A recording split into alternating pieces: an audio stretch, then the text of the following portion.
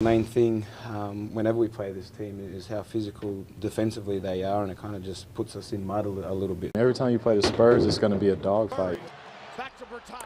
And that dogfight gets underway tomorrow night when the playoffs begin at the AT&T Center here at home. The Spurs split the regular season series with the Grizzlies, winning both games at home but losing both times in Memphis. The Spurs and the Grizzlies, as you know, have a long playoff history, and it's not going to be a gimme for the silver and black. Spurs insider Andrew Monaco is joining us right now. Good morning. Good morning, Sarah. Glad to have you here with us. Thanks for having me. All right, so obviously this is going to be the first playoff season without Tim Duncan. Yeah. What can we expect? It's different. It's different. What's been great is everybody has been implemented throughout this entire team. We talked early before this season started about how all the new players, and they've been integrated beautifully. So the Spurs are still the Spurs. They still have the strong starting five. And I think against this Memphis team that doesn't have a great bench, might the bench be the difference, the reserves of the Spurs? You saw Patty Mills. He's been as important as anybody, the energy that he brings.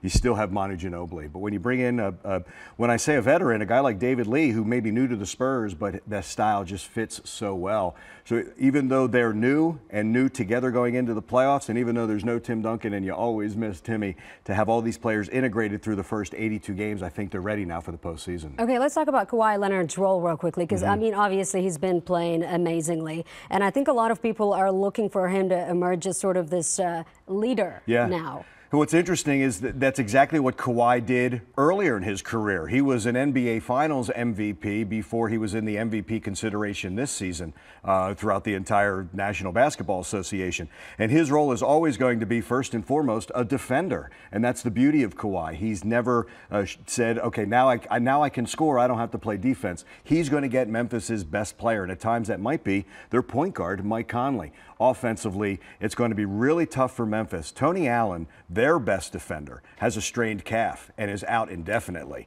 So who stops Kawhi Leonard for Memphis? They've got to figure that out in game one on Saturday. That's going to be hard, because if they don't have anybody to stop him, then they're usually not big enough to stop LaMarcus Aldridge. They're trying to play JaMychal Green on LaMarcus Aldridge, who's 2-3 inches taller. He just punishes them around the basket. Okay, something else I think that's exciting this season is we're going to get to see Pau Gasol actually play his brother on the other side. I call it the Manning effect, or the Williams sister effect. It's always nice to see that sibling rivalry. Yeah, they are close brothers, but they are competitive brothers, and it's interesting. Traded for one another when Pau started with Memphis, and then went to the Lakers, and Mark goes to Memphis and has blossomed as a player, has Marc Gasol, and they're just great people as well. These two, not only good players, not only can lead their teams, but they are teaming up together to fight childhood obesity. Pau Gasol is so well-rounded, whether it's the arts, whether it's UNICEF, just to get to know a player like that. He has fit in with the silver and black,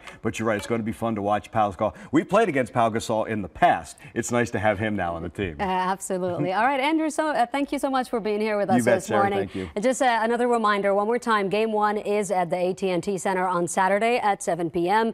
As for the rest of the schedule, Game 2 is on Monday here at home, and then they move on to Memphis next Thursday for Games 3 and 4. And if it is needed, back to San Antonio for Game 5, Game 6 in Memphis, and Game 7 back here.